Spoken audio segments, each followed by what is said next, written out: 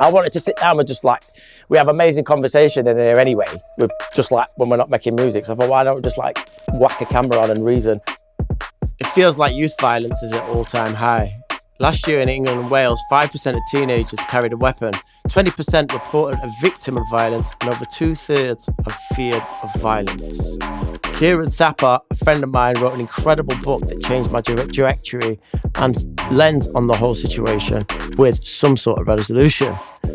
I invited him to the Steeze Factory. Interestingly, and it's worth saying this, that one of the reasons he wouldn't go to that youth club is because he lives in a part of Brixton that would put him at risk to go to that youth club, right? Yeah. I think especially now, I'm super balanced with my view on violent music. There's always been violent rap music. I'll continue to defend the need for artists to express their trauma. If you say something mad that could put yourself at risk, I can't release this. Yeah. And I'm not gonna back it. You're in the Steeze Factory now. Ready again, back in the Steeze Factory with a good friend of mine, Ciaran Thapar. Wagwan. Thanks for having me. Come on, bro. Glad to be here. Natural energy, natural vibrations, right to the front. This is how I discovered this guy. A bit more complex than just this book. I think this is incredible and something that everyone should read, to the point where I told my dad to read it for understanding of certain situations. Thank you. And I think it's more relevant than ever, even though it's 4 years old now, right? Yeah, coming up to 4 years ago, which is crazy. Crazy, right? As you read, it says, cut short, why we are failing our youth and how to fix it. I think right now in Britain in general, there's a big question as to why young people seem to hurt themselves like it's normal. Different to when we was kids, I guess. With different tools and different methods. And this gives a very good explanation and some reasoning as well, rather than just blame or whatever and stuff. Before you wrote this book, you went through stages in your life and places in your life to get to a place where you probably felt you could represent it credibly.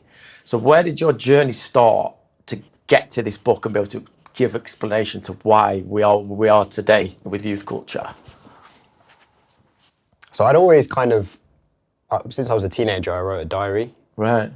And that was like a way of me just expressing my emotions and thoughts and stresses and making sense of music and things going on. So I would like have this diary, and it kind of became a bit of an addiction when I was like in my early 20s. Like every day I would write in this diary. Amazing. And it kind of evolved into me getting a bit more confident with my voice, pitching a few ideas, getting commissioned. And then that took on a bit more momentum. And eventually I also became a youth worker. So I signed up to become a mentor in 2014 when I was studying for my master's degree. And my youth work career kind of kicked off from there. I really enjoyed it. I was good at it. So basically my whole career since then has been balancing this like mentoring youth work understanding, which grew and grew, and then my writing, which grew and grew. Got it. So it got to a certain point where my writing was taking off, writing about music, young people, youth culture. And then also I was doing quite a lot of intense youth work in schools, prisons, youth clubs. And so the book basically like kind of documents that journey from my first mentoring experience. But yeah, in terms of how like feeling confident to represent it, it was a long journey to get there. And to some extent, I'm still, the humility has to be like the first thing, because I'm writing about a world and an experience that, although I'm in proximity to, because I've grown up in and around London, and like obviously from my work, I've gained an understanding of what's going wrong and hopefully how we can try and solve some stuff. I'm not like from a community that is suffering from the issues I'm writing about often. So it was just every single interaction, every interview I did, every single page is kind of written from a place of humility. It's always trying to learn. And I wanted to try and represent that as well. That's exactly what it is. It's like one of them things, is like, for me, it's like answers that can't be, questions that can't be answered. There's so much like resolution in there. But you say, I think it was in this book, or maybe it was a personal conversation, that you was living in London in South, right, at university, yeah? And didn't you just go and knock on the youth club door and say, hi, here to help type vibration? What is it that gave you that kind of get up and go? Because most people think, but they don't actually act. And that's fine, that's not a criticism, but you obviously got on with it, which is very admirable. Yeah, that's a good question. I'd already, so as I said just now, I'd kind of started doing, like, signed up to be this mentor, and that was like every 2 weeks. It was quite minor when I was a student. But But then off the back of that, I applied for some jobs working as a mentor in schools. So then I got a full-time job working in inner city schools. All right. And then a couple of months after that, I'm there. My daily job is mentoring young people in a very similar community to the one I was living in Brixton, South London, as well as having this like experience mentoring. So I was just living and breathing this kind of role as a mentor. And then I moved into this flat, and then there was a youth club right across the road. So I'm like, it just felt natural to walk in and start chatting to the manager there, who ended up becoming a real close friend and mentor of mine. There you go. So I kind of, through mentoring, doing the mentoring myself, I received a lot of mentoring as well, and kind of got schooled in that. But I think like, to go to maybe something a bit more like roots in terms of my motivation to walk into a youth club like that, like I grew up in a family of, and to this day, a lot of my family are like people working in public services. My dad's a doctor, my mum's a nurse. Okay. My grandma was a school nurse. A lot of my cousins are working in, these types of fields. So it's kind of in my blood and in my, daily dining table conversations when I was a kid was like dad talking about patients he'd met that day, or we would go on a walk and every single time we'd bump into one of his patients. Really? Or mum's the school nurse and she's talking. So there's just like, you serve your community. So that was already in me, and I think it got activated during that time. Yeah, it makes sense. It's that whole village vibe, innit? Yeah, Raising child. Exactly. And I think that there isn't enough of it. In fact, like I think it's worth chucking in there that I'm obviously at this point living in Brixton. This is 10 years ago, whatever, when I kind of started on this journey. And I'm very aware that I hadn't grown up in Brixton and that it was getting really rapidly gentrified and changing a lot. So I was quite aware that I needed to do a bit of learning as well. Yeah. So walking into that youth club space and being like, hi, available for work, to help, to do whatever you need, is where you met the first, what's the, mentee is it, would you call it, someone you mentor? Yeah. It's a mentee, right? Yeah, I guess He's a mentor and mentee, I think. Yeah. Was a young man called Jamar Jonas. Yeah, so one of anyway, right? Yeah. Yeah. So he was Jamar was the person that I'd actually met the year before when I started signing up to mentoring in the first place, like when I was still a student. Yeah. So it was even before then. Oh, okay, I didn't realise. It was even before then. Got it. But was he going to that youth club? No. Or was that different people? Okay. But interestingly, and it's worth saying this, that one of the reasons he wouldn't go to that youth club is because he lives in a part of Brixton that would put him at risk to go to that youth club, right? Yeah. So I was also, I was working in spaces in this hyperlocal area with teenage boys who were living on estates that if they mix at school inevitably, but if they mix outside of school, it can get techie. So I was kind of seeing different sides of that as well. Yeah, I mean, it's so complex, the whole thing, and like to get involved as much as you can, even as an outsider per se, is the only way you can kind of learn the reality of it all. And again, that's what I think is represented in this. But back to Jamar Jonas, a young man that I'm definitely friends with. He's like your family member. Yeah. Went through a lot as a young man. That's right. You was there to support him and guide him. And I met him via this book, but then we got into the music space together, which is beautiful because I've made really good friends and connections with yourself. And music's our glue. For sure. For sure. Even though it comes from different spaces and rare. And I think I'd like to kind of zoom in on music because there's so much here. But something like a youth club, right? When you are able to go as a young person, because there's no challenges socially to get there, creates a safe space, obviously, gets you off the street. The amount of artists I get in here that have been through the youth club system is amazing. Yeah. With them rapidly closing down due to austerity and whatnot, it's frightening, I think, and it just only adds to what is already happening, in my opinion. And also what they talk about and how it could be sort of ostracized and put to the side. Now, you've been amazing at representing the drill scene from day one. Right, because you was here in drilling schools, right? Yeah, so it was during, I've been a lifelong music fan, as you know, and that's kind of why we're connecting over music all the time. And so I would always use music in my youth work interactions.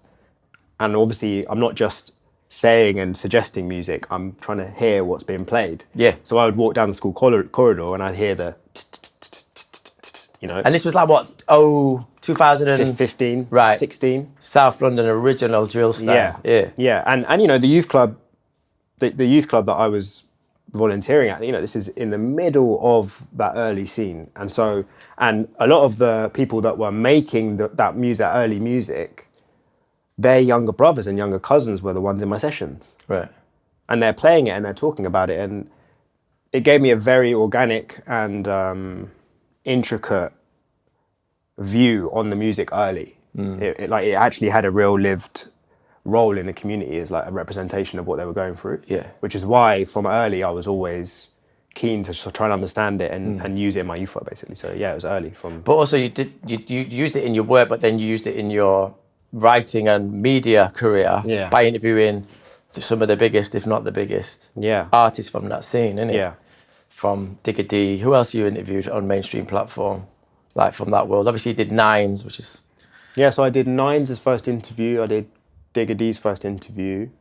I basically, because I was doing youth work and writing about music alongside it, I kind of would bring my mentoring / like conversational skills from the youth work side of things into these interviews. Yes, totally. And then people would reach out to me being, oh, actually, we trust you to have a sensitive or like a non-judgmental conversation with these rappers that have music that is complicated. Yeah, totally. So yeah, there's a whole bunch of names, and I suppose more recently like Potter Paper, So doing those interviews was a real rich part of my development, and it was a really important part. It kind of fed back into the youth work because I would go, AM and Skengdo doing their first interview when their first mixtape was blowing up, being able to say to the young people that I was doing these sessions with, like, this is an interesting quote from an interview that I just did with these people that you're listening to every single day.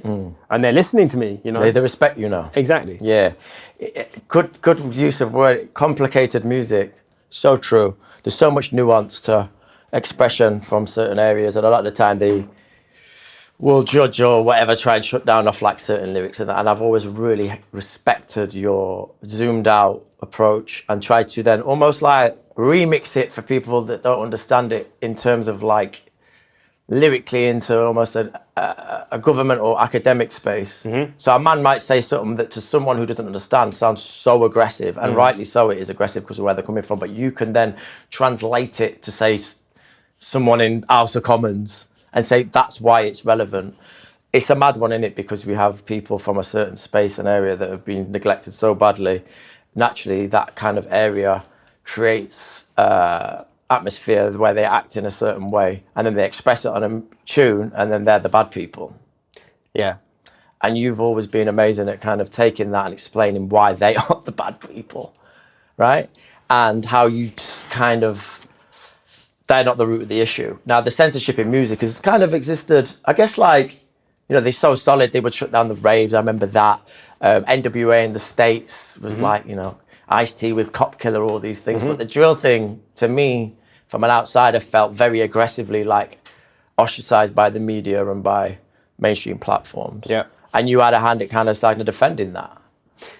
Yeah, I did. There's a really intense shift in my career, because that kind of what I was saying just now about, I was working really hard every single day with young people in a variety of different settings. I was doing volunteering on the side of that at the youth club and other mentoring kind of initiatives. So I was like living and breathing this thing, and then trying to be a music fan and enjoy the music and appreciate the music. And writing about it kind of came from that place. But then when it started entering the headlines, I remember it so clearly. It was like, I think it was something like February 2018, March 2018. That was the first Times headline about this evil type of music. Got it. But obviously, at that exact moment in time, I interviewed M1 on the Beat like the same month. A producer who is so intricate with his production. Incredible. Like a genius musically. But he's the one that produced 1011's Next Up, which got taken down a few months later. So when I went to his flat, he had the plaque of that up on the wall for the 15 million views on YouTube. So it's this really rich time of like, I was seeing the kind of musical creation happen, and bearing in mind that like I grew up listening to garage and grime music, but I was always at a bit of a distance from it because I was just consuming it. Yeah. But I feel like what I was seeing then was the equivalent of the next generation's like genre that was being birthed right in front of me. Yeah, totally. People were making it right in front, and they were using this is a really important point, is that they were using the technology available to them. And I think that's the reason it's been so drill, but also rap generally, has been so successful on getting on people's radars because it leverages technology in a mad way. Yeah. But that also brings obviously a lot of problems. Yeah. So the popularity of it in a sense, right? And also the popularity of the shutdown, but also the problems are what, like the kind of people making records for certain messages that might cross over in the community. Is that what you mean? Yeah, well, I think the problems as in, I think especially now, I'm super balanced with my view on violent music. Right. I think there's always been violent rap music, and I'll continue to defend the need for artists to express their trauma because I think it's really important. I think what's dangerous is that the technology we are allowing the world, or all humans, access to, especially young humans who don't necessarily know how to manage their emotions, they don't know how to use their smartphones, communicate properly. That seeps into the music and that becomes dangerous, and that can be a problem. Yeah. So I think it's on the one hand, like defend musical expression and like provide spaces for young people who have got really traumatic experiences to express that in their music, and that might come out in a really aggressive way. Yeah. But I also think there's a room for critique and for challenge that is really healthy as well. Yeah. Especially when we're in a world where, as we all know, the internet is a mad place. Totally. And I think it's about like negative bias of the brain and all that. I always go on about this, right? So people like are drawn to negativity just by like fear of caveman days or whatever. It's like triggers your like senses. So people like to see fuckery, and the people like to kind of like look at it from a safe space. And if, for example, a record has done something and it's caused a situation, people like to kind of like what I call poverty porn it a bit, but they're never involved. And the problem that I had with all that time and I was part of it, so I hold my hands up, is that it painted a picture of a community very lopsided. So you have all this like quote unquote evil drill, which was not evil, it was an expression of an evil place that had been created by the higher heights of society, saying, oh, well, everyone from that community is like that because all the lenses seem to be on it. And for me as a producer, I always try and like balance what's coming out of here to kind of at least doing my micro part to make sure I'm not just painting the same picture of a community that is as diverse ethically and violently as any other. It's just that period of time felt like, right, if you make drill and you're black and you're from inner city, you're evil. That's what that to me did from the kind of media lens. Yeah, and it also that was a result of the rise of this sort of algorithm culture, of social media pumping viewers with the content that is going to stimulate their worst emotions. Right? There you go. They're designed for this, and we know this. Anyone that's used a social media platform knows this. But if you're them thinking about this technological advancement over the last couple of decades, from a young person who is growing up in a community where people are getting stabbed a lot and they're maybe not having a good time at school, they're fearful when they walk home from school, they don't maybe have a youth club. If they do have a youth club, that's great, but they've been cut a lot across the country. So there's a kind of social, political context to why that music suddenly speaks to someone like that, and they might find expression in it. But yeah, then on the flip side, the algorithms and the media end up completely amplifying potentially something that is like not a true reflection of what's happening. So I think it's like a complete blend of both. And I think I was always trying to just reinforce the complexity of it rather than just assuming one side, basically. Totally. If you like the vibrations coming out of this here Steeze Factory, there's plenty more. Just subscribe. Where do you see your line drawn in like kind of like expression versus potential damage in real life? Because I'm very much like, if that's your being and that's your expression, then I would not censor anything, even if I disagree with it in here. But I don't like people necessarily pushing things for the sake of the algo or for whatever. But it's a fine line, right? If someone's going through something and he wants to do something to someone, how do I stop that? But at the same time, when that goes out in the world, is that problematic in real life? How's that? How do you see that? Because you're around or was around a lot of that at a time, and it's like in certain places you could amplify that if chosen by media, by what you're writing. Like, how do you like get that complicity into a space where you feel comfortable and credible about releasing it to the world in terms of your amplification? I've kind of, as might be obvious, I'm going to come at this as a youth worker, really, rather than a sort of music industry person, which is that I think allowing young people to express themselves in the studio honestly, is really important. But setting up an expectation prior to them doing that if you say something mad that could put yourself at risk, I can't release this. Yeah. And I'm not going to back it. Yeah. And so I've learned the hard way from studio sessions where they've recorded mad stuff and I've not managed to catch the fact that they've recorded certain lines or whatever and they've gone away and that's anxiety inducing because you don't know what they're going to do with that music. And if they're sending for people or they're talking about stuff, they're making things up, that they might get arrested a few years later and then the police are drawing up their lyrics that was created in my studio session. Yeah. There's so many levels to it. Yeah. So I think now there is a genuine responsibility on the one hand to be like, right, we're not going to judge this music. We need you to express yourself. So come into the studio and express yourself, but let's set a few expectations here. Mm.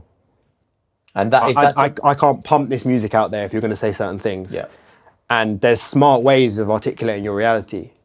You know, I think that's really key here. Yeah. Like you could make a cruddy drill song that is still viable, that says what's happening, that like expresses your anger and your pain, that isn't trying to provoke a specific war between people or isn't going to incriminate you. Mm. You know, you put the weapon in a fictional character's hand or, you know, so many people have done that very successfully. Mm. And I think that's a really smart way of doing it and still like navigating through that, like kind of through those complexities. Mm. So yeah, just in summary, I kind of come at that studio space from a youth worker's perspective. Yeah, that's an incredible way of doing it. If you put someone in the third person when you're writing in a way that kind of get rid of that kind of like one-on-one vibration. Yeah, because I've, you know, to add a bit more to sort of this, my journey in this music space has also been as an expert witness in criminal trials. Yeah, tell us about that, because I remember you were going through it and I found it so fascinating and I just admired it so much, what you were doing. What was that about then? Yeah, I'd say of all the things I've done, that's the heaviest, and I had to stop it for my own well-being. I did it for a few years. And what was that? What was that job? So I would basically be hired, but like brought on to a criminal defence team to challenge the prejudicial use by the prosecution of lyrics and music content in criminal trials. Got it. So I would be shown like a report that's written by usually a police officer that says the defendant is rapping this, they're saying this, they're in this music video, they're friends with this person, we've gone on their social media and they're wearing this colour t-shirt, so they're in this gang. All these kind of claims based on stuff they're pulling from social media, often to do with music. Mm-hmm. And I would then be tasked with sort of combing through it and being like, that's not quite right, you can't make that assumption. So as a youth worker, you learn about what's happening in the courtroom, step back into the studio space, and quite a lot of the time those lyrics are just generic crud. They're not I did this to someone. It's just It's just almost like that studio moment where you just say it because that's what's going on in popular culture and you just roll it out, but that can be weaponized against you potentially later down the line. I think that's a really important point to make actually, with like a responsibility as someone like myself. It's almost like awareness in it. To the young people, if you want to say that, cool, but this is actually a thing. So if you want to say that, that's just the consequence, you know.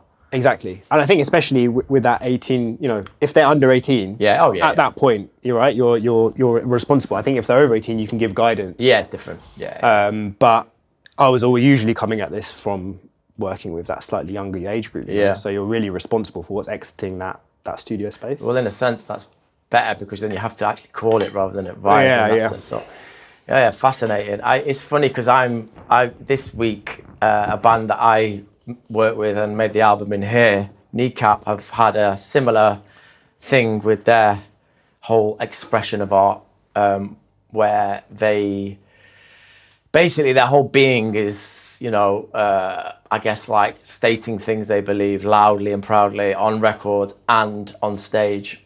Yeah, and they've done nothing different other than they went to Coachella and did it, and that kind of sent like a ricochet through the system all the way back to Britain. And this week's whole debate is, should they be took off lineups for saying XYZ? Should they be allowed to be on iTunes or XYZ? And it's caused this mass conversation within, I guess, more the music community and the Irish community or diaspora about the same thing. Mm-hmm. Like, when does it become more than music? and when is it ricocheting to real life? Now, I have my own views on the whole kneecap thing, but it's like well, someone said it the other day. It was wicked. It's like, did Bob Marley get in trouble for saying I shot the sheriff? Do you know what I mean? But is that because he's painting a picture of someone? Like, it's there's no clear answer to it all, and I think art is art, but art is real life at the same time for so many of us. Yeah, and kind of going back to what I was saying before, art is, with the advent of social media and the internet, it is a different whole thing now. It is a different, and I think we have to seriously engage with that. Yeah. So I'm like separate to the kneecap thing. Right? Yeah, I'm yeah, just of saying course, that. yeah. Like, I'm just saying that because I think on that point, it's a great example of someone challenging the powers that be. The reason that this noise is being made about them is because they are successfully and righteously challenging a deep injustice that's taking place. Yeah. And people don't like it. Yeah, totally. But yeah, and I think actually, with a lot of rap music historically, it's been highly successful at getting on people's radars and saying what the conditions of the inner city are, or across the world. Music is a very powerful tool for like representing reality, and I think that's what drill did in a way that maybe hasn't ever happened before, in terms of like pierce so deeply into mainstream debate. Yeah, big time. And I think, technology allowed it to do that, and that's a really good thing. And then it also obviously has the downsides as well. Yeah. I think that nuance was always often missed in the kind of conversations. I've been in Parliament, or like committee rooms in Parliament where they're debating this stuff. Yeah. And been blown away by just how far the music travelled at like making people talk about these issues. And as far as that's true, I think that's quite successful. I agree. I think even this week with like this kneecap thing, it's been discussed in Parliament, which in a way is berserk, because it's like, why are you talking about 3 rappers? But actually, the vibration that came out of these speakers and that mic has caused conversation in the belly of the beast. So like when people feel helpless about the world and things like that, there's a prime example of how art, when it's done in a way, can actually shift a trajectory. It's amazing, Definitely. isn't it? Definitely. Especially in 2025, when I think a lot of us feel so hopeless in certain spaces and certain ideologies. And again, this book, I think, like, it goes through chapters of different reasons as to why maybe certain young people are acting and being acted a certain way. And I love the way you split it up. And the gentrification one to me was fascinating, because I've never seen it through someone who's been gentrified's lens. I am the gentrifier. And I moved into Kensal Rise 10 years ago with my wife, who's very successful and wealthy. And I came and I thought nothing of it. Do you know what I mean? But to see it through the lens of someone who has been, I guess, I don't know what the word is, people are moving inside the community.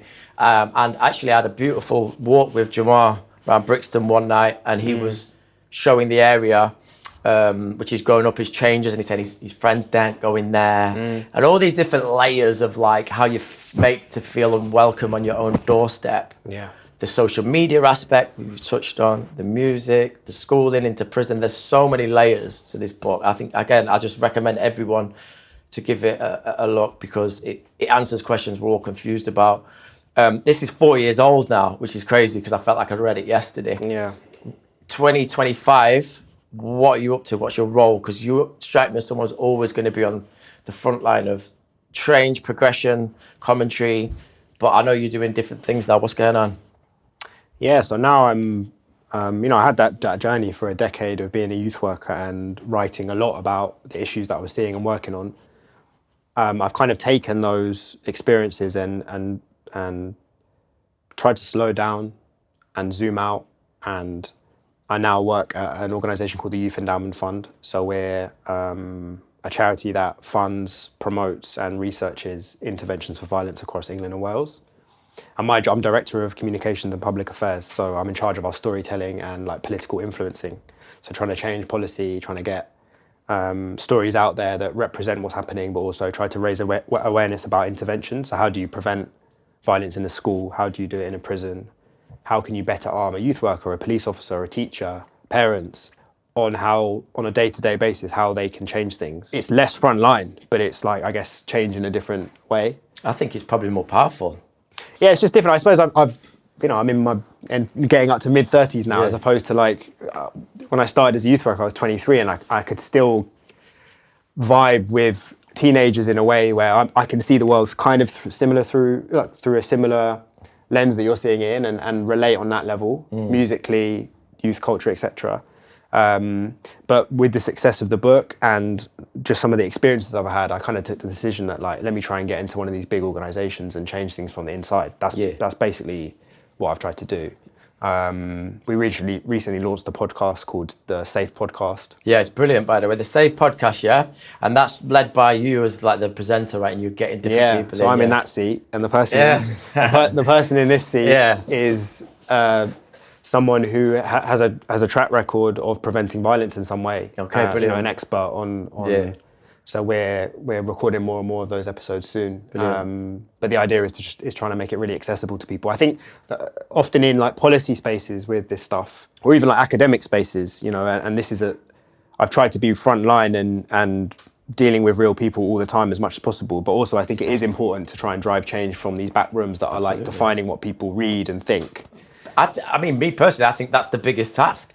In terms it's just of like, hard to cut through to it. It's very hard to cut through, and I think it's hard for people to understand X without Y and Z. And if you're literally knocking on youth club doors and being in Brixton and being involved in things that are really serious, you can't necessarily understand it. So you have to do that, and then you can navigate into there. There's not many people that can do that and who have the kind of right kind of dialect that them lot can understand too, right? It is literally translating this. The dialect is the right word. Yeah. Trying to find a universal language. And I write at the beginning of this book, I'm writing in this in a way that the young people that I work with in Brixton could read this and make sense of it and feel like, yeah, this is describing the world I live in, or the British society that I live in. But also like my grandma could read it. Yeah, totally. That's really what, like, bridging those gaps is really important. You're doing it. And you've done it, bro.